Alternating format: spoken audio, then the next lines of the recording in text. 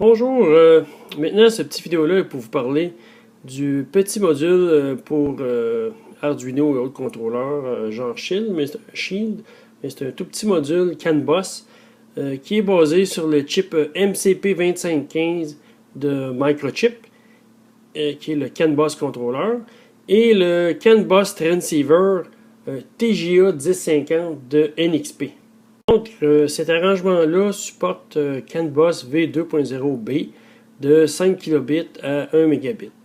Le premier problème qu'on rencontre avec ça, c'est quand on l'essaye au tout début avec les librairies standards Arduino, ça ne fonctionne pas, mais pas du tout. Le problème quand on essaye ça au début qui ne marche pas, c'est que toutes les librairies faites pour MCP2515 qu'on trouve déjà tout faites sur le web sont faites pour un module avec un cristal de 16 MHz, alors que tel que livré, le module arrive avec un cristal de 8 MHz.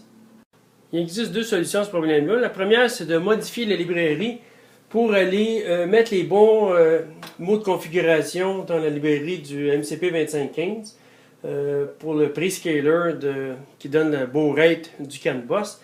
C'est assez compliqué à calculer à la main. Je recommande d'utiliser des logiciels. Il y en a quelques-uns qu'on peut trouver freeware sur le web. Il y a entre autres sur la page web de Kvaser. Il y a une calculatrice online qui calcule les coefficients qu'on peut mettre dans les registres de la librairie 2515. Donc, il faut faire ça pour chacun des beaux rates supportés par la librairie pour le cristal qu'on utilise, le cristal de base. Moi, c'est pas ce que j'ai fait parce que j'avais le choix. J'en avais des cristals 16 MHz. J'ai enlevé le cristal 8 MHz qu'il y avait sur le module. J'ai mis le 16, puis ça a instantanément résolu tous mes problèmes. Donc, ça, c'est quelque chose qu'il faut surveiller avec ces modules-là parce que direct de la boîte, ça ne fonctionne pas tel quel.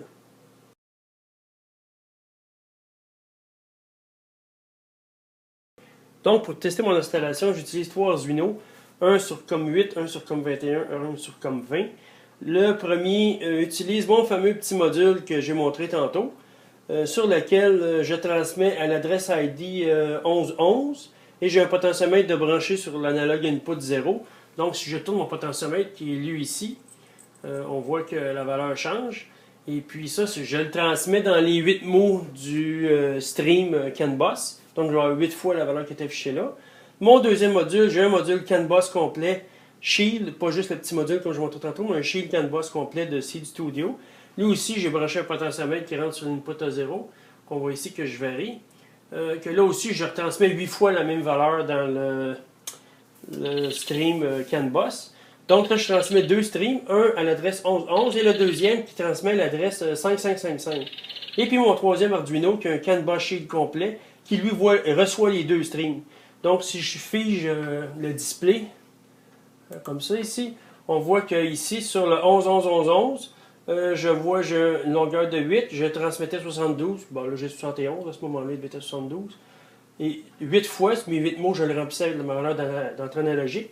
Et ensuite, sur le CAN ID 555, qui est le deuxième Arduino, là, je lisais 58, qui est la valeur qui est transmise avec le deuxième analogique.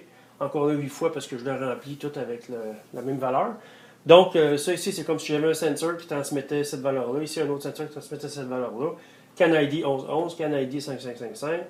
Et puis, je le relis sur le dernier. Dans ce moment, présentement, l'exemple roule avec un CAN bus de 500 kB, mais ça fonctionne à toutes les beaux rates. Donc, c'est ça qui est le truc pour les petits modules qui utilisent le MCP 2515 avec le TGA 1050 et le cristal 8 MHz qui sort de la boîte qui est non fonctionnel pour les librairies standards, tant qu'on ne les a pas édités avec un éditeur une calculatrice de prescaler pour le CAN bus. À la prochaine!